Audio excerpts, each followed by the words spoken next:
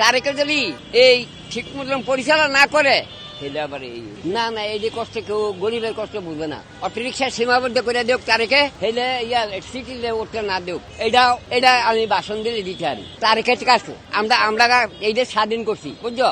আমরা স্বাধীন করছি। তারেকে ওই হাসিনার মতন এই সীমাবদ্ধ রাহুক, বন্ধ করতে কই না। ওখানে আমরা খেপ পাই না, আমরা বাতে মরি। এই যে কথা 10টা বাজে 100 টাকা মারতে পারি না খাইয়াল দিয়া। এই যে সমস্যাটা বাবা 77 চলে তোমাকে দোয়ায়।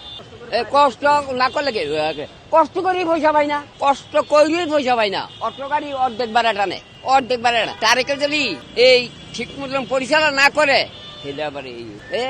কি করে ব্যাংকের আবার সর্দি আসেনি। ব্যাংকের তো সর্দি নাই, ব্যাংকের সর্দি নাই। আমরা গরিব হয়েছি, এই নেগে বিজুম রোজ হুগামো, এর লিগে কোনো সমস্যা নাই। খাটতে বসি খাড়ুম, এর লিগে কোনো নেই। প্যাসেঞ্জারে কয় কাকা পারবেন, না পারলে চাক্কা আছে, না পারলে আর কোনো গাড়ি লিয়ে বাড়ি নেই। এরকম কথা কই, শক্ত কথা। আর আমরা যেটি খাইছি সেটি অহংকার গভর্নর পোলা ভাইনে খায় নাই, সোজা কথা। আমরা কি খামু? একটা বিস্কুট খাই, একটা চা খাই, একটা সিগারেট খাই। পরিষ্কার করতে প্র্যাকটিক্যাল করতে। স্যালানি ওষুধ বড়ি তো আমি খাই না, জীবনে একবার ইঞ্জেকশন লইছি। কথা বলছেন?